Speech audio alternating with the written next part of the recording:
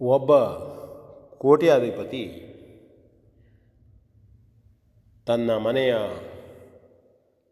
ಸಮೀಪದಲ್ಲಿ ನಡೆದು ಹೋಗುತ್ತಿರುವಾಗ ವೃದ್ಧರಾದ ಒಬ್ಬ ವ್ಯಕ್ತಿಯನ್ನು ನೋಡುತ್ತಾನೆ.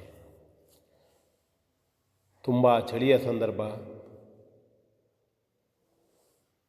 ಎಲ್ಲರಿಗೂ ಚಳಿಯ ಅನುಭವವಾಗುವ ಕಾಲ.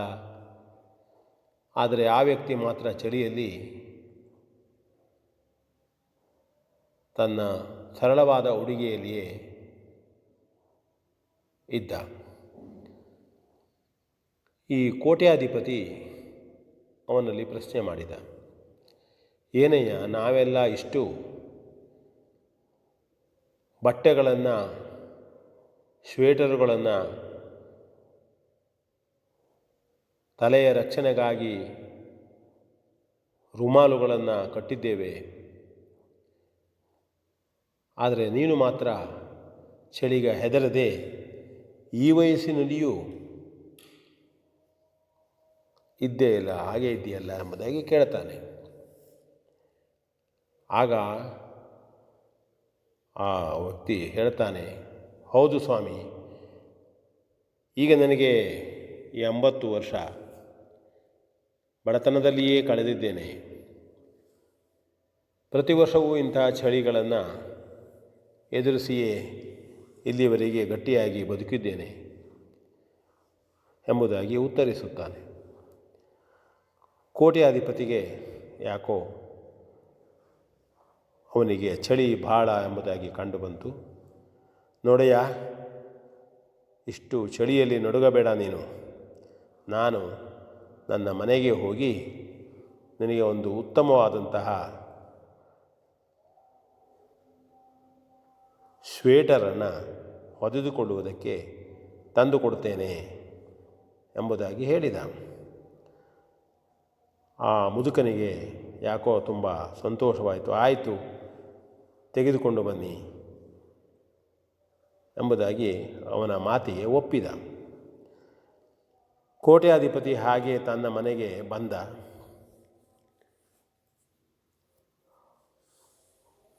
ಅವನಿಗೆ ತಾನು ಆ ಹಿರಿಯನಲ್ಲಿ ಹೇಳಿದಂಥ ಆ ವಿಷಯ ಮರೆತು ತನ್ನ ಮನೆಯ ವ್ಯವಹಾರದಲ್ಲೇ ಮುಳುಗಿ ಹೋದ.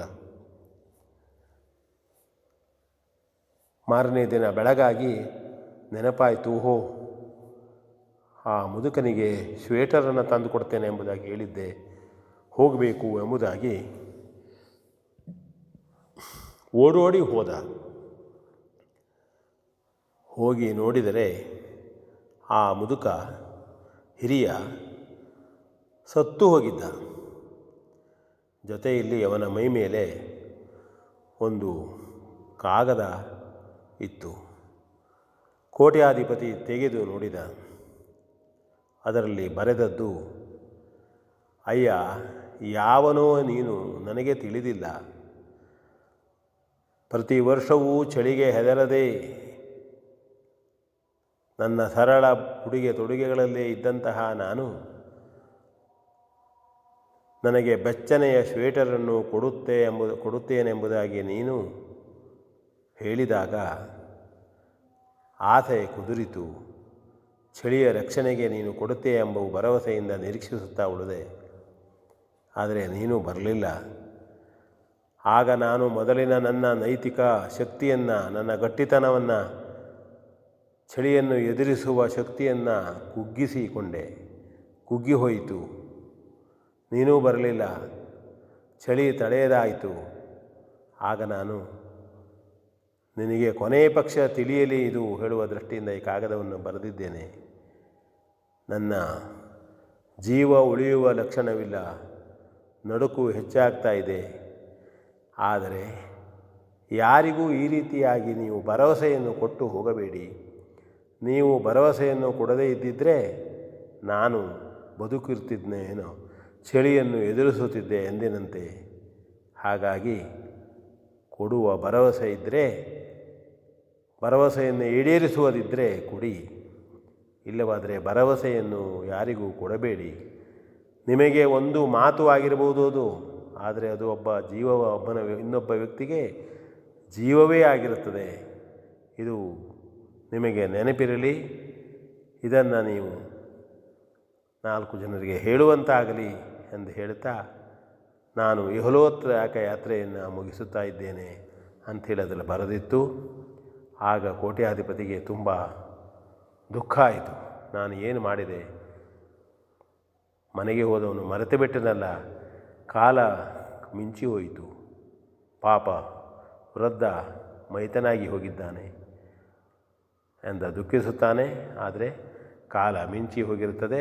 ನಾವು ಕೂಡ ಇದರಿಂದ ಪಾಠವನ್ನು ಕಲಿಯಬೇಕು. ಯಾರಿಗೇ ಆದರೂ ನಾವು ಭರವಸೆಯನ್ನು ಕೊಡುವುದಿದ್ದರೆ ನಮ್ಮ ಹತ್ರ ಮಾಡಲಿಕ್ಕೆ ಸಾಧ್ಯವೋ ಇಲ್ಲವೋ ಎಂಬುದನ್ನು ನೋಡಿ ಮಾಡಬೇಕು ಎನ್ನತಕ್ಕಂಥ ನೀತಿಯನ್ನು ತಿಳಿದುಕೊಂಡು ವಿ ಎನ್ ಭಾಗವತ್ ಬರಬಳ್ಳಿ.